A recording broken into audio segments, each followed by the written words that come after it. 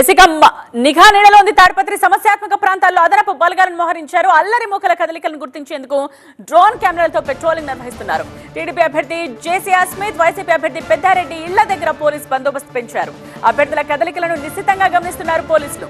YCP, TDP అభ్యర్థులను తాడిపత్రికి వెళ్లొద్దని high court ఆదేశించింది.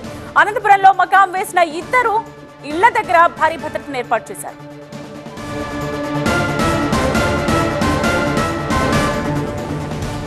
నిఘా నీడలో ఉంది తాడిపత్రి మొత్తం.